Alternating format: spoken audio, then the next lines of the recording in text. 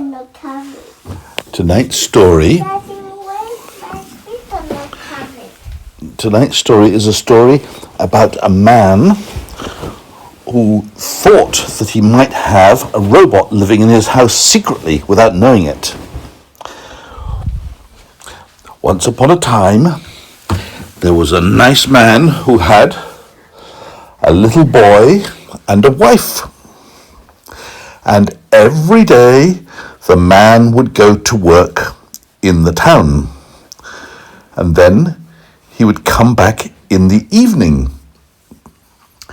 Now, one day he found something very strange in his bathroom.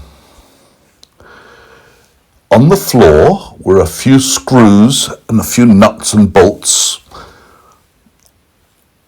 which he thought, that's strange. I don't have any tools or nuts and bolts in the house, and I don't have any screws. They must have come out of something. He started to think, now what could have come, where could these nuts and bolts and screws have come from? Anyway, after a while he stopped thinking about it because it was very puzzling. He didn't know the answer. But then, a few days later, on the sitting room couch, he found a few nuts and bolts and screws which had fallen down the back of the couch. And he thought, this is strange. Why has my house got bits of metal in it? A few days later, he found some more nuts and bolts in his house, this time in the kitchen. It was really beginning to puzzle him. The more he thought about it, what could have so many screws or nuts and bolts be moving around the house, the more it puzzled him. So he asked his wife about it, and she said, really, I don't know, that is strange, very puzzling.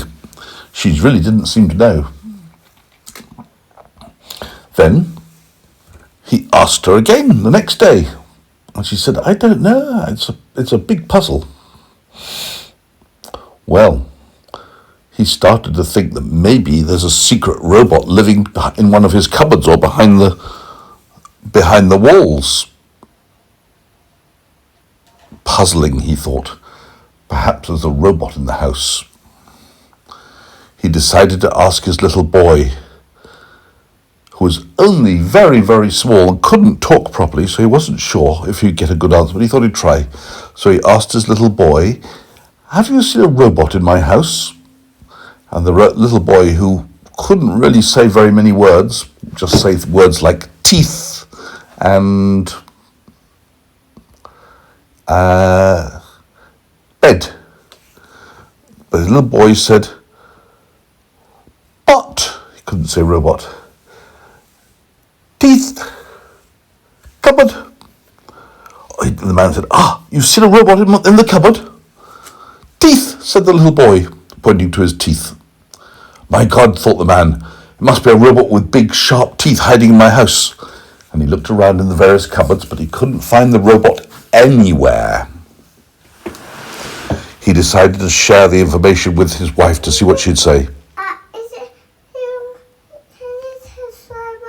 The free robot? Don't have the waitress sorry about the robot. Well, let me finish it first, then we'll see where it goes. So he said to his wife, have we got a robot hiding in the cupboard by any chance? The little boy says there's a robot with very big teeth. And the wife said, no, I don't think so. Well, he started to worry more and more that maybe something was going on in his house that he ought to know about. So one day he decided to come home early from work. But the funny word about that. Yes. With sharp teeth, which was a funny word, but actually. Well, one day he came home early from work to check if there were any flying saucers in the garden. But he looked carefully, there wasn't. And then he went into the house. And just as he went in the house, there was his wife carrying 2 cups of tea. She seemed a little bit surprised to see him. Oh, hello, darling, she said, and gave him a big kiss. Now, the man thought this was very odd. If there was a robot in the house, why was she making the robot a cup of tea? No, darling, she said, it's for you. "Oh, well, thank you. How did you know I was going to be home early from work?" he said. "Oh, darling, I know everything," she said. Just then, he heard a noise upstairs in the bathroom. So he went upstairs and looked in the bathroom, and there was the plumber fixing the tap, which wasn't working properly. "Oh," said his wife, "I'd forgot to tell you, the plumber came round to fix the tap. That must be the man whose screws you found." "Ah, problem solved. What a relief it's not a robot with sharp teeth," he thought. "I was so worried we had a robot living in our house, but it wasn't the case."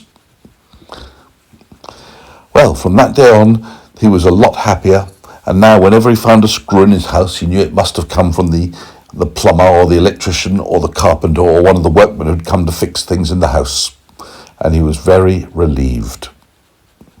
Meanwhile, the little boy grew bigger and bigger and bigger and soon could talk.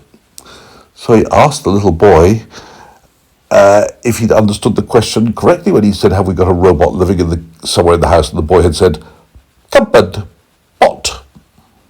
And he said, "That's what you told me. What did you mean?"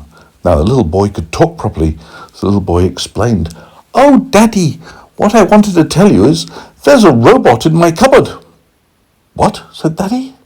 "Yes," said the little boy, "and every day I take a screw out, I put a screw in. Really, there's a robot." "I can't believe it," said Daddy.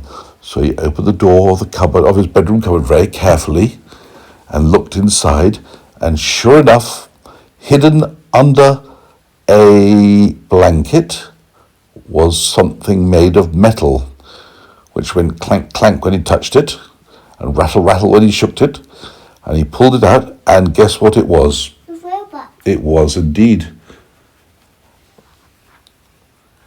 "Hello, I am a robot," said the robot. "Hello," said Daddy. "I'd never seen a robot in the house before." "I live here," said the robot. "Well, you can't live in this house. It's my house," said Daddy. "I don't live with you," said the robot. "I live with your little boy. I am his robot." "What? You're my little boy's robot?" "Yes, I am," said the robot. "I play with him." "Oh, you play with my boy? Why do you do that?" "You don't play enough with your boy. You should play with him more often. You should play games with him, but you don't. So your little boy got me. I came out of a flying saucer, and I will play with him in the future." And just then, as the robot spoke, one of the screws fell out from his pocket, from his elbow. And then a washer fell off, and then a nut fell off. "I'm afraid I'm a little bit old. Bits and pieces keep falling off me. That's why you find screws everywhere in the house." "Oh," said Daddy. "Well, this is interesting." The little boy took the screws and tried to screw them back in, but he wasn't very good at it. "Okay," said Daddy, "let me help." So he took the screws and started to examine the robot carefully. There were lots of screws missing in lots of places, so Daddy started by putting the ones he'd got into some of the holes and screwing them in. And then he said to the robot, "Don't worry, I think I can repair you. I've got some spare screws and nuts and bolts in my toolbox in the shed in the garden." So he went to get his toolbox and started to repair the robot piece at a time. Pretty soon the robot was very, very healthy again and strong. And as the Daddy repaired him, the robot and Daddy became good friends. So in the end, Daddy said to the robot, "All right, you don't have to go. You can stay here, but you mustn't make too much noise and you mustn't drop any more screws around the house." "Oh, okay," said the robot. "Thank you very much. I will live here and I will play with your little boy." And then the robot said to the little boy, "Would you like to play football? Yes or no?" And the boy said, "Oh, yes, please."